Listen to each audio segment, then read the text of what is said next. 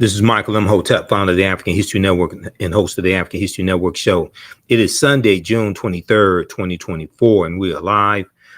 I wanted to come on and talk about my new online history course that is starting up today. I'm getting ready to jump off of here and start teaching this class.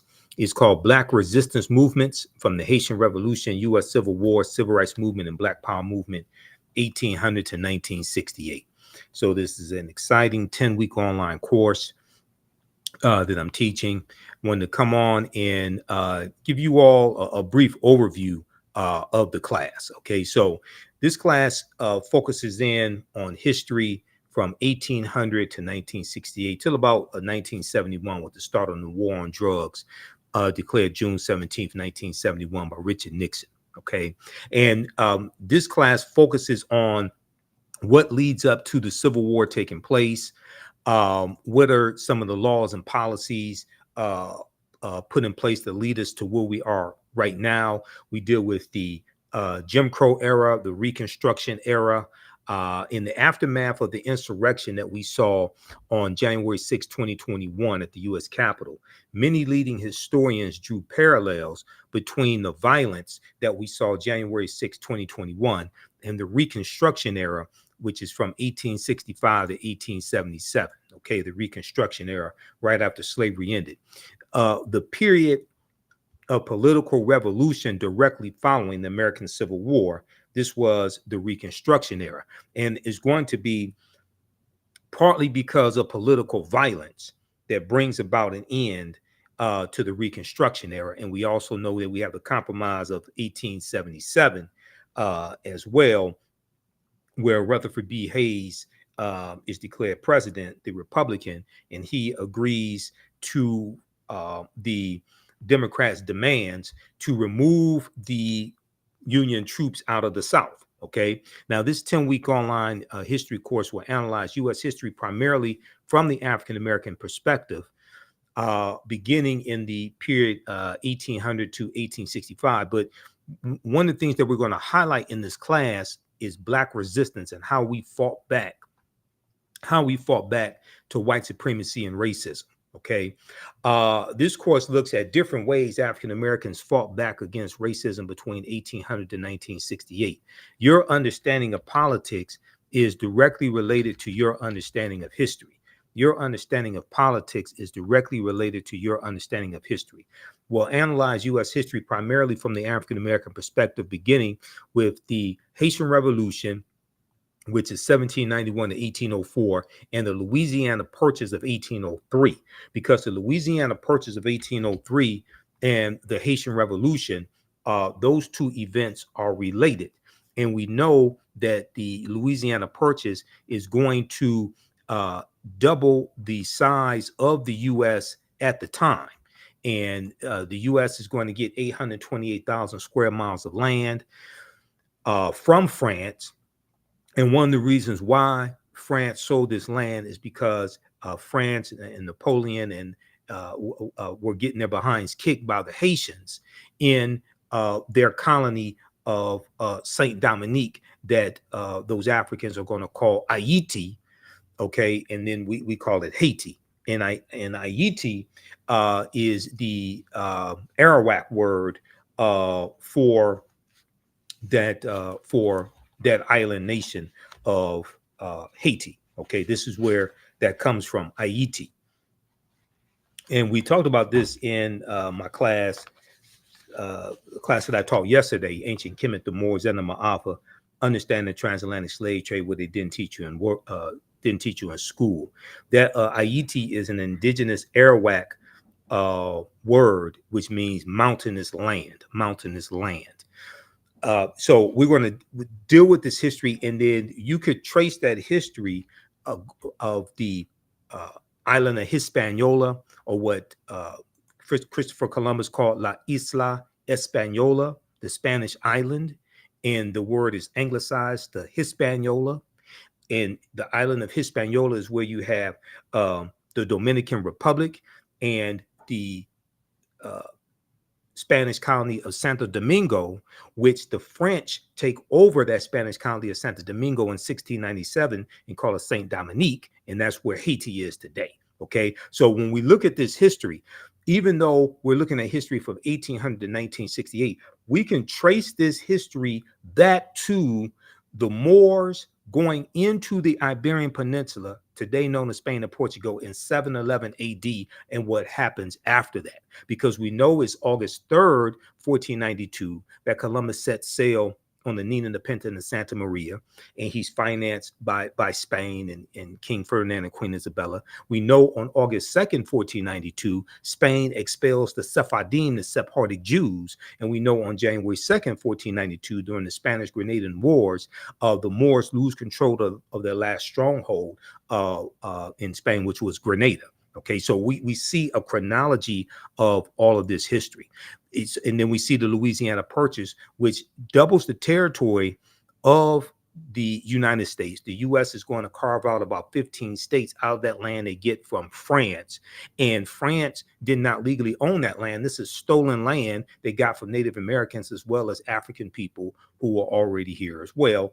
And we know from reading Dr. David Imhotep's book, The First Americans Were Africans, Documented Evidence, we know African people were here in this land we call the United States of America, going back at least 51,700 years ago. Okay, so, this is already a given.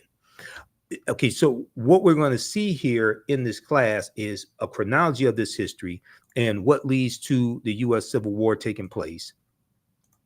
We'll look at things like the Missouri Compromise of 1820, okay, the Kansas-Nebraska Act of 1854, and after we look at the Mexican-American War, 1846 to 1848, and after the Civil War ends with the, General Robert E. Lee surrenders to General Ulysses S. Grant at Appomattox Courthouse in Virginia, April 9th, 1865.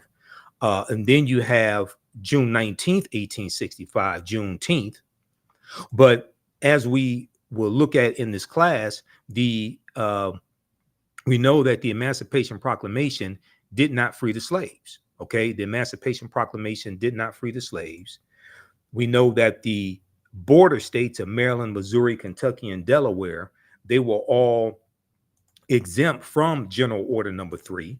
Okay, delivered by Major General Gordon Granger. And, we just commemorated Juneteenth, and we should celebrate Juneteenth. But as you saw in the videos from my presentations for Juneteenth 2024, I said that we have to protect the history of Juneteenth and correct the history of Juneteenth. And June 19th, 1865, when those enslaved Africans in Galveston, Texas, got the word that they were freed, that was not the last day of slavery, because Kentucky and Delaware did not abolish slavery until December 18th, 1865. And that is when the 13th Amendment was adopted. We know that when Georgia ratifies the 13th Amendment, December 6, 1865, Georgia becomes the 27th state to ratify the 13th Amendment, and it becomes law, and it's adopted December 18th. So Kentucky and Delaware did not abolish slavery until 6 months after Juneteenth. So how could Juneteenth be the last day of slavery? Okay, so what a lot of these reports that you hear in the media are basically false about Juneteenth. Okay, so we go through and we look at some of these original documents. We look at the U.S. Constitution, Emancipation Proclamation, things of this nature. And the Reconstruction Era is a very, very important period of history that's not talked about a lot in schools. Okay, and Americans, number one, are very ignorant of history, but Americans know very little about the Reconstruction Era as well. You can register for this class because I'm getting ready to jump off of here and jump into the class right now at an online school and start teaching the intro to the class. Visit our website, AfricanHistoryNetwork.com, AfricanHistoryNetwork.com. Scroll down past the first online course that I teach, Ancient Kemet, the Moors, and the Ma'afa, Understand the Transatlantic Slave Trade. You can still register for that class.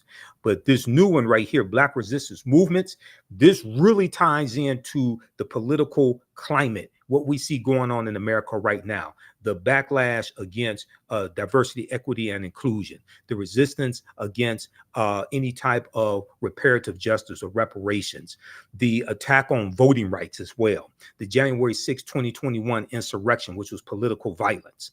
All of this is what we see, the seeds of all this during this period of time from 1800 to 1970. Okay, so this 10-week online course, Black Resistance Movements from the Haitian Revolution, U.S. Civil War, Civil Rights Movement, and Black Power Movement. You can register right here for it. Click right here, register for full course. It's on sale, $80. You can register for both classes. We have a bundle pack for $120. It's about a $300 value. There's going to be some bonus content. You're going to get my Juneteenth lecture free when you register for this new class as well, Black Resistance Movements. Okay, so visit our website, AfricanHistoryNetwork.com, and register for it, and we'll see you in class. I want to go back to this PowerPoint presentation. These are some of the actual slides from the class. There are 80 to 100 articles that we look at in this course, and there are numerous slides that I put together for this class as well. There's 2 binders full of articles that I teach, because it's really close to about 100 articles that we look at here. So we go through, we look at the 13th Amendment. Now, contrary to popular belief, people think the 13th Amendment has an exception clause because it says, except as punishment for a crime whereof the party shall have been duly convicted, shall exist within the United States or any place subject to their jurisdiction. So people are under this misconception, oh, well, this is why you have mass incarceration, because of the 13th Amendment. No, that's false, okay? What is the 13th Amendment? What law is the 13th Amendment based upon? The 13th Amendment is based upon what's known as the Northwest Ordinance of 1787. The Northwest Ordinance of 1787 dealt with the Northwest Territory. It dealt with Michigan, Ohio, Indiana, Illinois, Wisconsin, and Minnesota. The Northwest Territory is one of the main reasons why the Northwest Ordinance, I should say, the Northwest Ordinance of 1787 is one of the main reasons why places like Michigan, where I live, had very low levels of slavery, because the Northwest Ordinance basically abolishes slavery in the Northwest Territory. And when I did my presentation for the Detroit Reparations Task Force on March 2nd, 2024, some of you all have seen the video of that lecture because I've been rebroadcasting it on my social media platforms. I talk about the Northwest Ordinance there, officially titled An Ordinance for the Government of the Territory of the United States, Northwest of the River Ohio. The Northwest Ordinance was adopted on July 13, 1787 by the Confederation Congress. Okay, this is the same Congress. This is who drafts the U.S. Constitution. Okay, in 1787 at the Philadelphia Convention, the Confederation Congress, the one-house legislature operating under the Articles of the Confederation.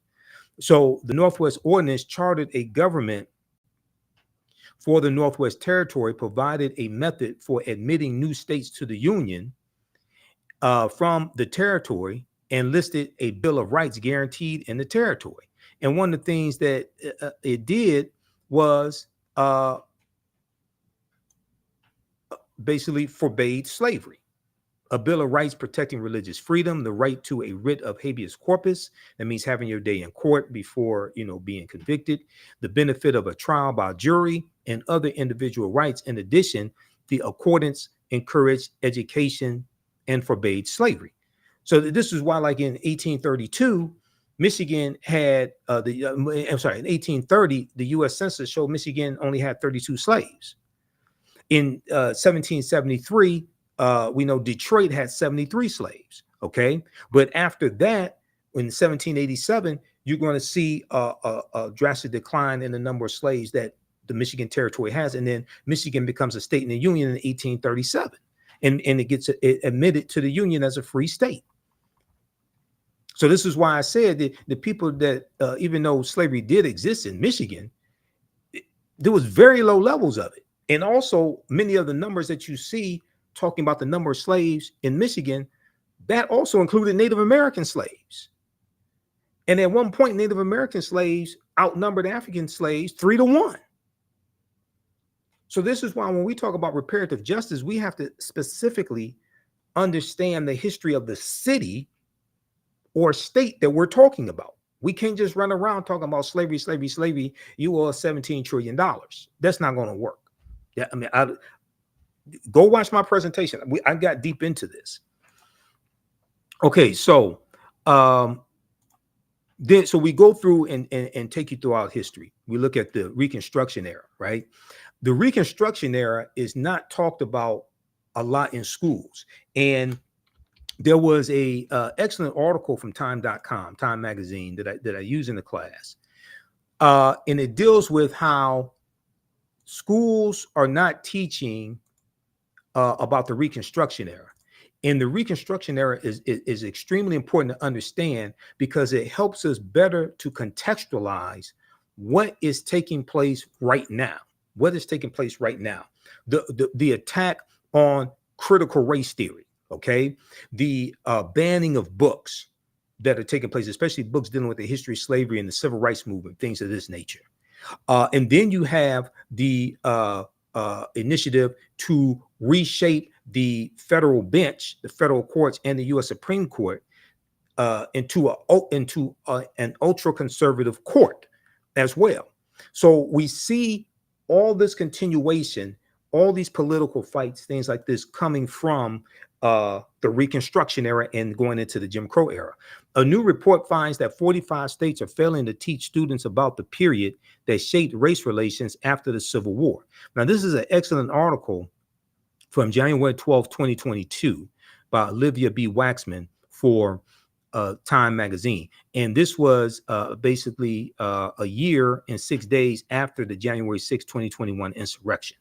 In this article, it says in the aftermath of the insurrection a year ago at the U.S. Capitol, many leading historians drew parallels between the violence that we saw January 6, 2021, and the Reconstruction era, the period of political revolution directly following the American U.S. Civil War. So Civil War is 1861 to 1865.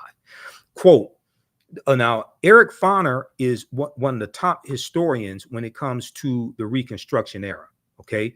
Historian Eric Foner said, quote, the events we saw reminded me very much of the Reconstruction era, okay? The events we saw reminded me very much of the Reconstruction era and the overthrow of Reconstruction, which was often accompanied or accomplished, I should say, by violent assaults on elected officials. So whether we have like the Clinton, Mississippi riot of 1875, where President Ulysses S. Grant refused to intervene. He implemented his non-intervention policy, but he intervened in 1871 using the Ku Klux Klan Act of 1871, and he cracked down on Ku Klux Klan activity in South Carolina. He declared martial law in 9 counties in South Carolina, and this is after Congress passed the third of the enforcement acts, and this one is section 241 of U.S. Code, is known as the Ku Klux Klan Act of 1871. Okay, now Eric Foner is the author of the book Reconstruction, America's Unfinished Revolution, 1863 to 1877. He said this in an interview with the New Yorker magazine published a week after the January 6, 2021 insurrection. Now, scholars say studying the aftermath of the U.S. Civil War can help put into context many of the most seminal events in the U.S. in recent years, from the brutal murder of George Floyd, May 25th, 2020, okay, in Minneapolis, Minnesota, by Derek Chauvin, to the voter suppression laws enacted after African-American voters played a big role in helping Joe Biden and Kamala Harris be elected president and vice president in 2020.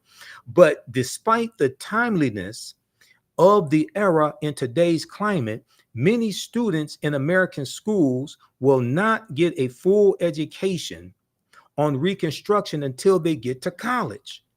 But majority of them are not going to go to college. The Reconstruction era, understanding this is why I when I talk about Juneteenth, I say we can't deal with just one day in history. Juneteenth leads you to the Reconstruction era, 1865 to 1877. It leads you to the Civil Rights Act of 1866, which allows African Americans to enter into legal contracts and negotiate wages. And it's the Civil Rights Act of 1866 that's being used against us now in these anti-diversity, equity, and inclusion lawsuits that white conservative Ed Bloom is filing. He filed it against the Fearless Fund, the African American women who give out grants to businesses of women of color. And Ed Bloom is saying that they're discriminating against white business owners. It played a part also when we deal with the affirmative action being overturned in college admissions. That was Ed Bloom, conservative activist Ed Bloom, who filed that lawsuit once again. So one of these Reconstruction laws and the 1866 Civil Rights Act, that was the foundation of the 14th Amendment of 1868. Now you have these white supremacists using these laws against us that were created for us. And this is why we have to understand this history and understand, and your understanding of politics is directly related to your understanding of history. Okay. And this is why I say we have to practice political self-defense. Understanding how these laws and policies impact African Americans, impact our economic condition, how to weaponize our vote, how to fight back against these people, take them out of power, vote them out of office, and understanding how to protect gains that have already been made. If you don't understand history, you don't understand the gains that have been made. The attack on voting rights, Senate Bill 201, okay, coming out of Georgia. That's very similar to the attack on voting rights, African-American voting rights, that we saw at the Mississippi State Constitution, the Mississippi State Convention in 1890, okay, shortly after Reconstruction ends. And they're rewriting the Mississippi State Constitution to oppose poll taxes and literacy tests, to suppress, it was specifically designed to suppress the African-American vote. There's an excellent article from the Washington Post called "The Mississippi Plan to Keep Blacks from Voting in 1890. Quote, "We came here to exclude the Negro," end quote. Now, that quote, "We came here to exclude the Negro," is a direct quote from Solomon Saladin Calhoun, who was the white county judge who presided over the Mississippi State Convention. And he said, "Let's tell the truth if it bursts the bottom of the universe. We came here to exclude the Negro. Nothing short of this will answer." Because African Americans were the majority of the population in Mississippi, and we were the majority of the voters. Okay. So they're trying to take back power. They imposed, the delegates eventually adopted a literacy test and a poll tax geared to suppress the black vote in the state with a black majority. The Mississippi Plan became the model throughout the South, part of a raft of racially oppressive Jim Crow laws that ended Reconstruction. What you're going to see is other states adopt similar laws. South Carolina, 1895, Louisiana, 1898, Alabama, 1901. You're going to see Georgia, Oklahoma. It's the same thing that happened after Senate Bill 201 passed. Okay, out of Georgia, other states, especially many of these former Confederate states, they started passing similar bills. Okay. And what are they doing? They're cracking down on mail-in ballots, okay? And they're trying to find ways to suppress the votes of African Americans, Latinos, Asian Americans, white college students as well. It's not just targeting African Americans. We are the main target, though, because we have historically been targeted, because there has always been a fear of African American political power in this country. Read the article from motherjones.com. Now, you know I'm a national political commentator. You see me on Roland Martin Unfiltered every Friday. You see me on the African History Network show. I just did Attorney Areva Martin show this week as well, this past week. You know, she's a CNN legal analyst, Areva Martin. So I was on her radio show on 1580 AM KBLA out of Southern California, which is Tavis Smiley's radio station. I did the Carl Nelson show on WOLB Baltimore, Radio 1. I did his show on Monday, June 17th. We dealt with Juneteenth history and politics and the 2024 presidential election, etc.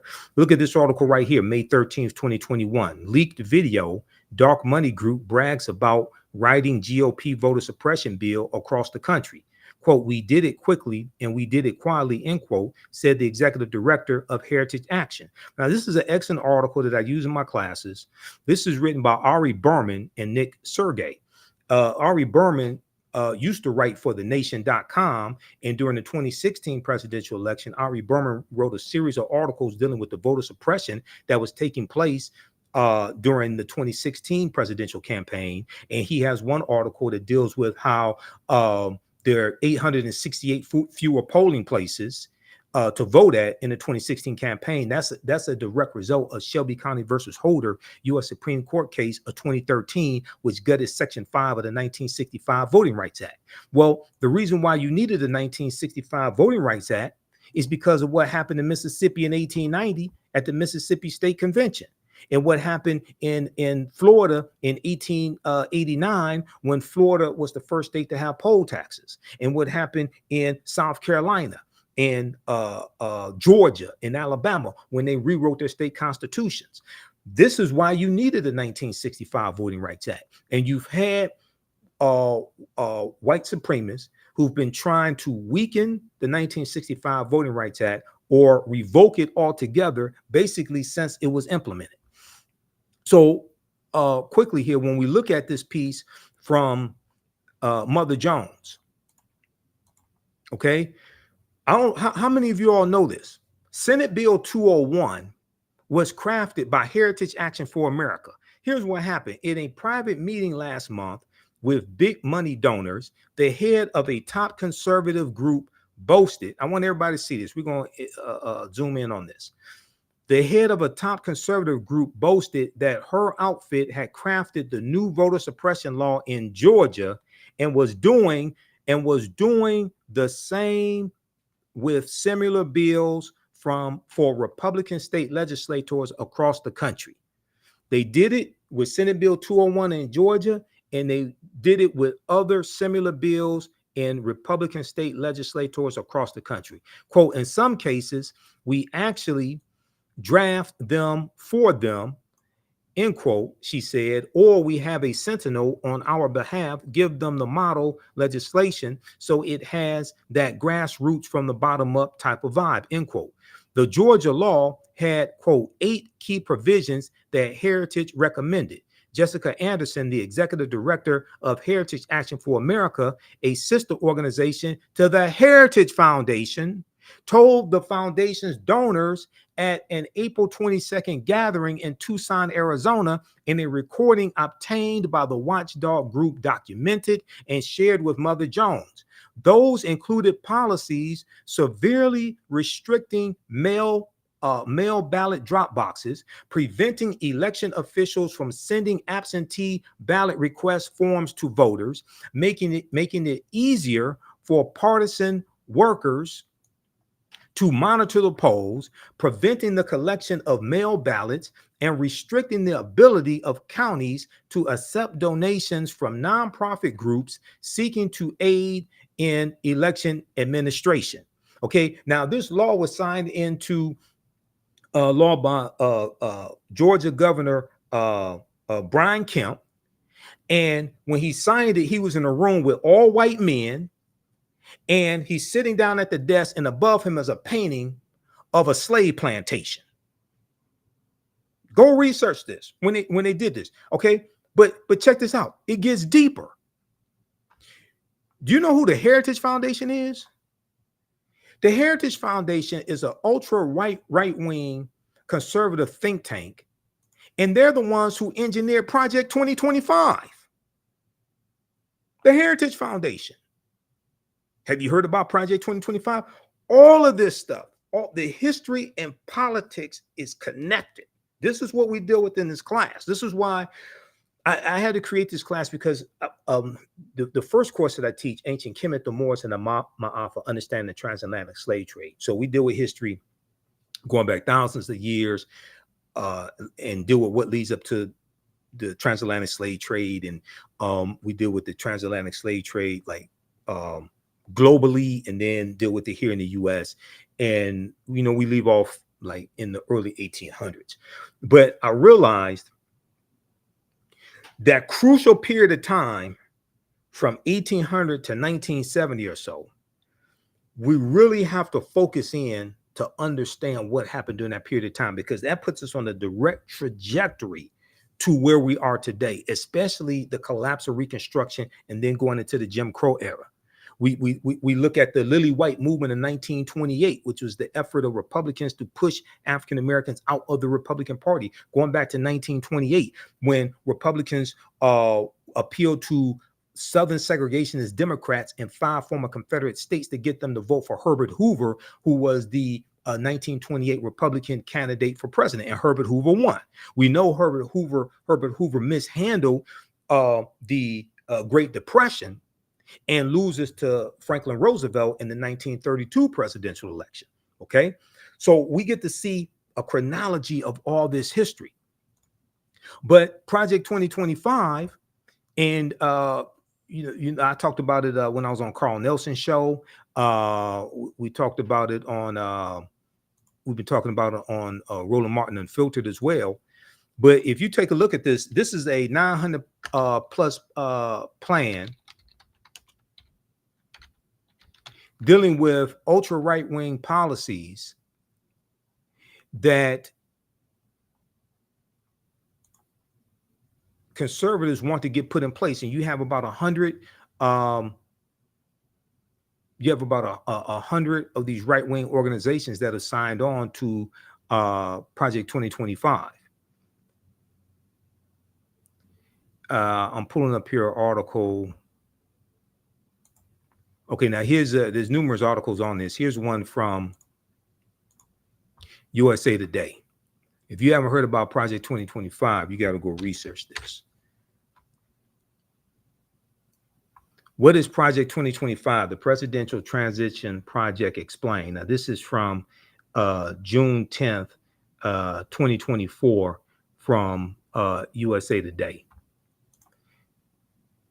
This deals with giving more power to the president. This deals with getting rid of the Department of Education. This deals with the nationwide ban on abortion. This deals with weaponizing the Department of Justice as well.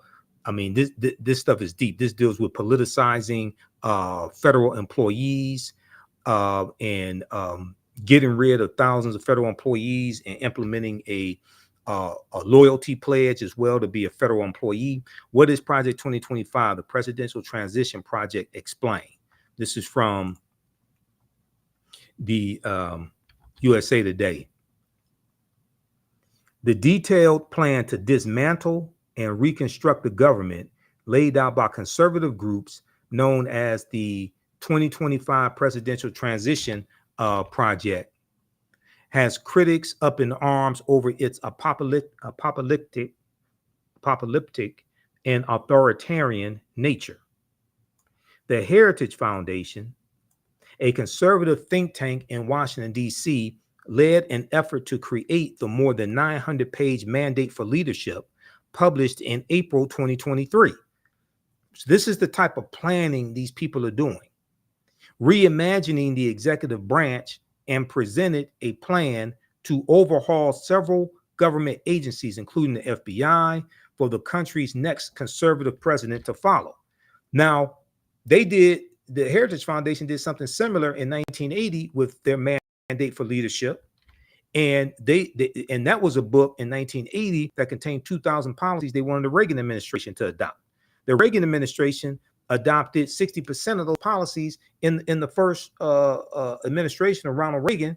And these were a lot of anti-African American policies. These policies calling for smaller government, attacking poverty programs, all different types of negative things like this.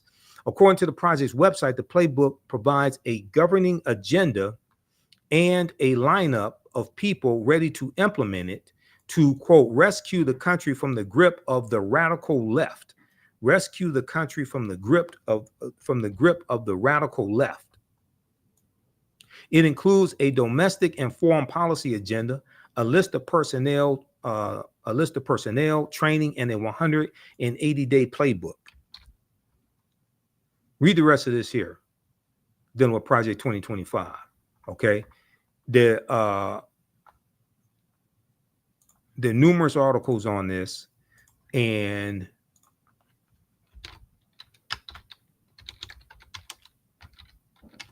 let me pull up something here. This is one from, let's see.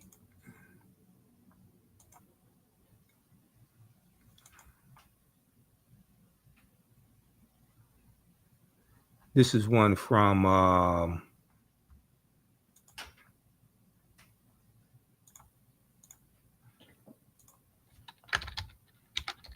on, I'm not gonna pull up that one. That's a video.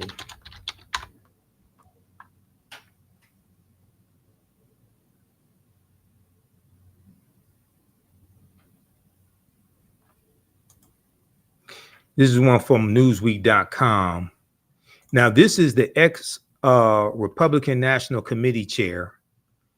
This is Michael Steele, who's African-American. And he's confronting, so on the weekend on MSNBC, co-hosted by Michael Steele, they just had the guy who's the head of the Heritage Foundation on the show. They had him on this weekend. It was Saturday. They had him on Saturday, June 22nd. Ex-RNC chair confronts Republican on Project 2025 plan to gut government, 2024. Michael Steele, former chairman of the Republican National Committee, confronted Kevin Roberts, president of the Heritage Foundation, on Saturday over Project 2025, a plan that includes firing up to 50,000 federal government workers. A plan that includes firing up to 50,000 federal government workers. Now, African Americans make up 18.4% of the 370,000 federal employees. So when you talk about firing 50,000 federal government workers, you're talking about firing a lot of African Americans. In August 2023, conservative think tank, the Heritage Foundation, in collaboration with other right-leaning groups, published its Project 2025. According to its official website, the project aims to pave the way for an effective conservative administration by using a policy agenda, personnel, training, and a 180-day playbook should the GOP win the 2024 election, should Donald Trump win. This is what they're saying. Proposals include reintroducing legislation making it easier to fire federal employees, prosecution for distributing abortion pills by mail, and abolishing recently established diversity, equity, and inclusion DEI initiatives at the Department of Defense. However, one of the most significant proposals is a plan to reintroduce Schedule F, a Trump-era executive order rescinded by President Joe Biden. Okay, research Schedule F, the Schedule F employees, rescinded by President Joe Biden, that would see tens of thousands of federal workers reclassified, making them easier to fire. Once again, African Americans are 18.4% of federal employees. While the Trump campaign has previously said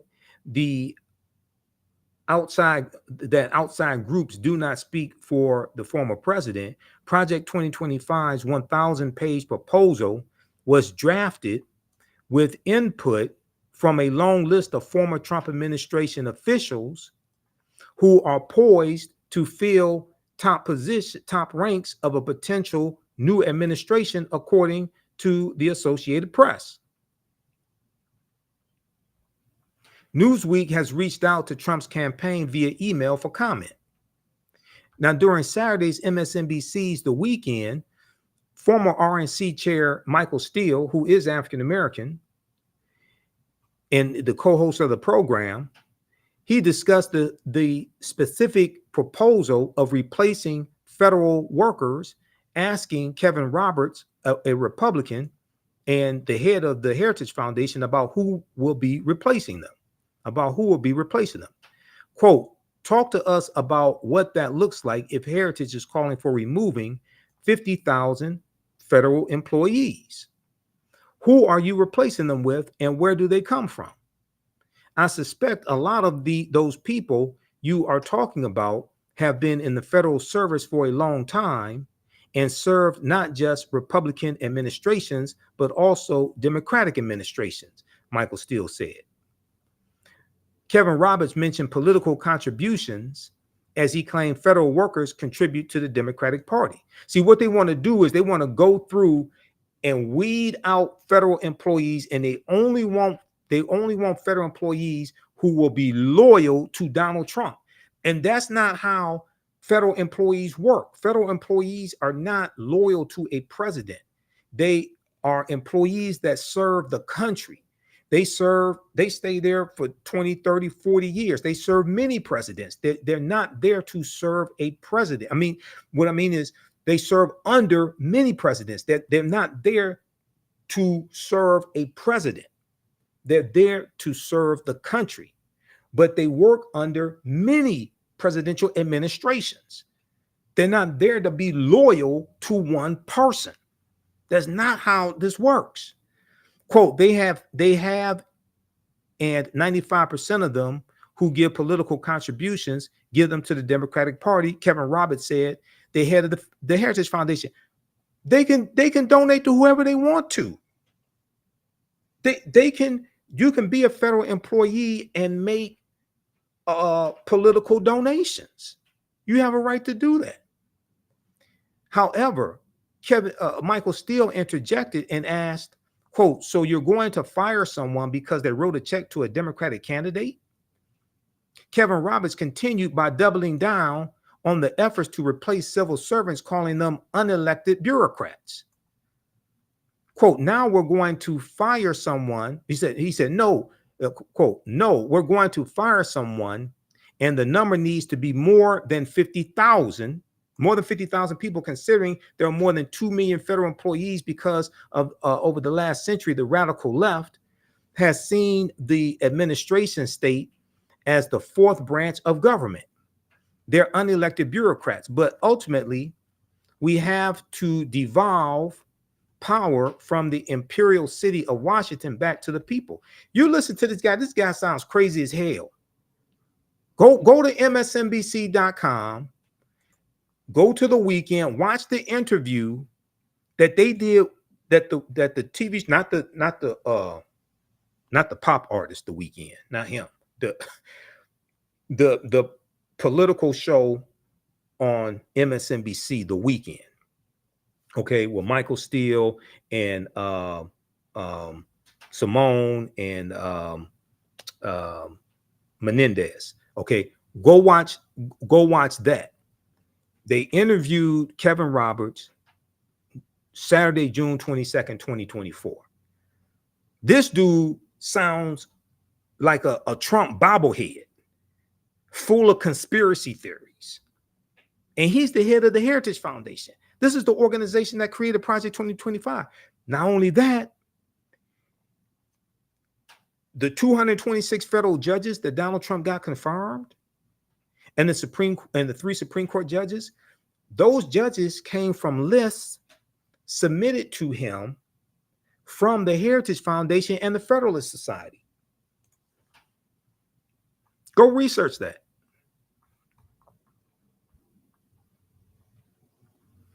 Okay, read the rest of this article here.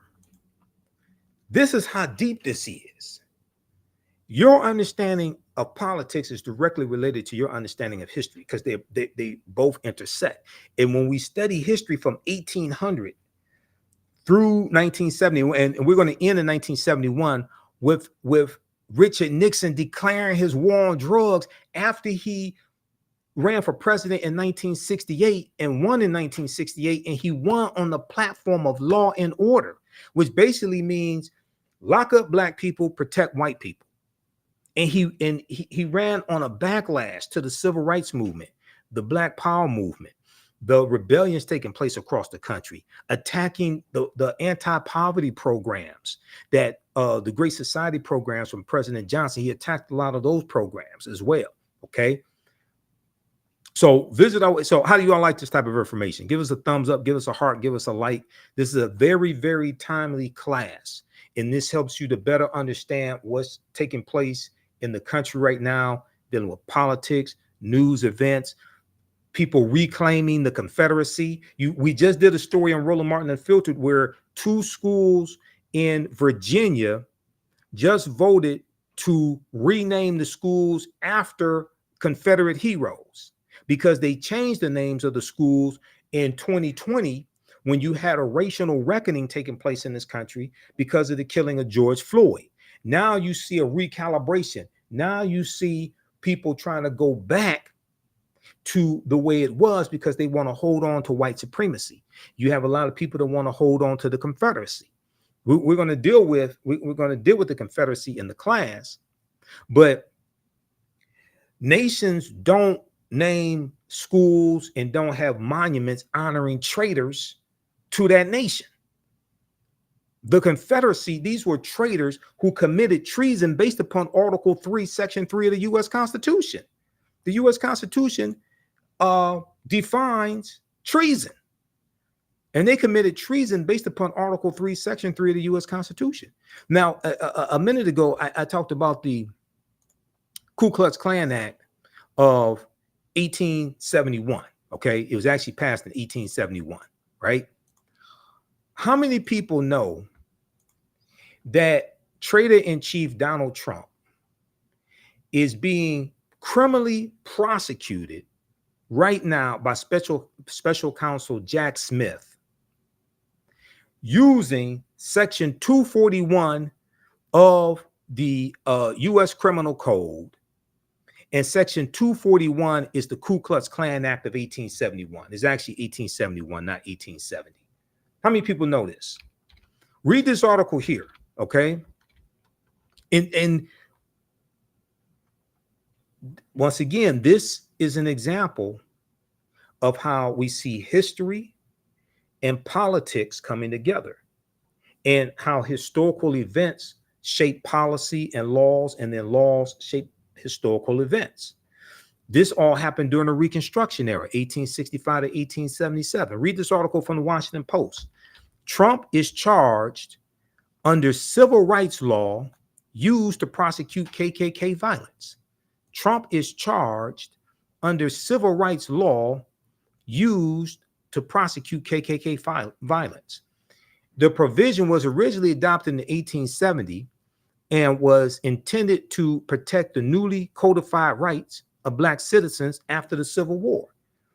Well, it was the U.S. Department of Justice that was actually prosecuting these Klansmen. And the U.S. Department of Justice was created in 1870 largely to enforce the new rights of African Americans. That's during Reconstruction. Now, how many people learned all this in school? Okay, how many of your children are learning this in school?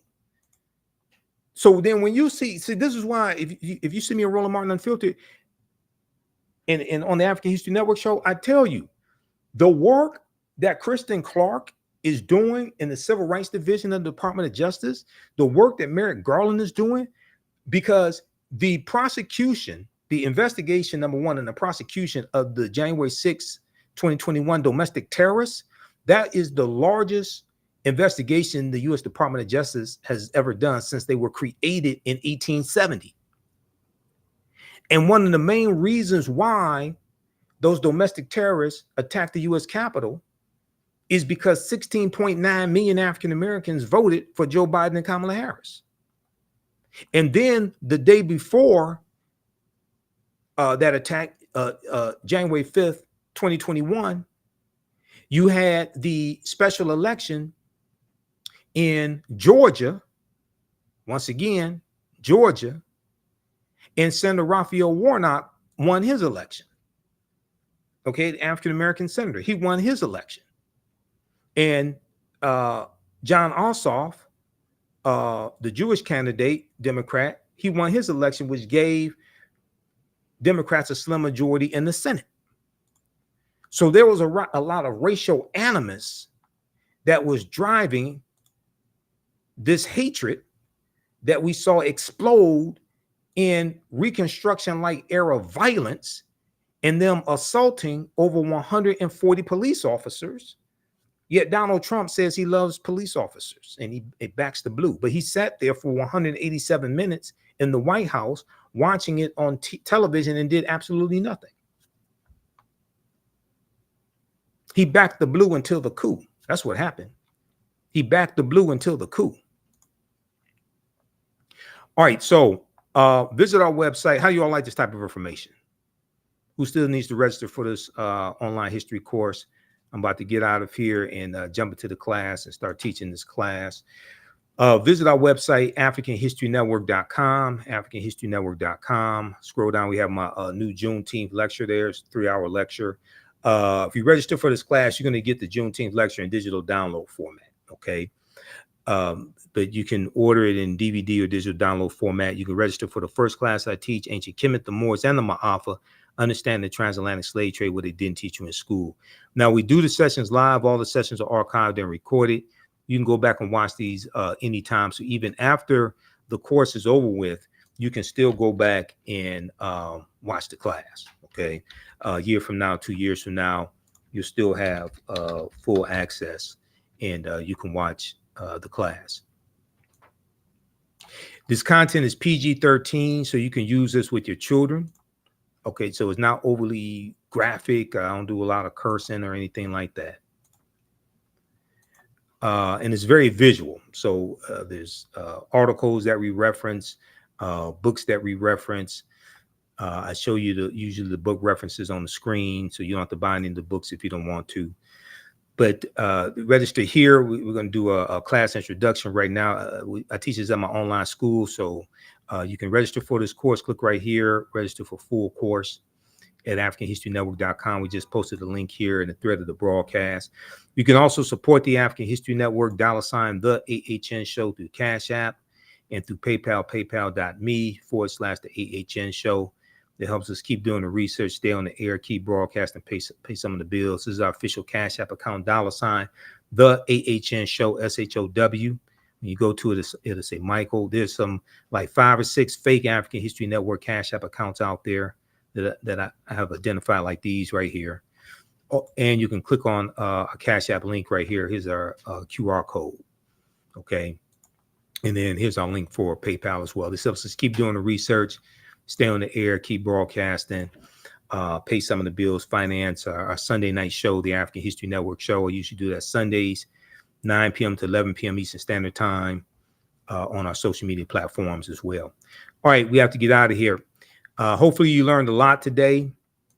You can email me through the website if you have any questions, AfricanHistoryNetwork.com. We'll see you in class. Remember, right now is correct wrong behavior. What you do for yourself, what you do to yourself, and what you allow other people to do to you and get away with is based upon what you think about yourself. What you think about yourself is based upon what you have been taught about yourself. What you've been taught about yourself is based upon everything you've read, heard, and seen about yourself. So when you control the radius of a man or woman's thoughts, you can control the circumference of his or her actions, because the mind can't do or teach what it doesn't know.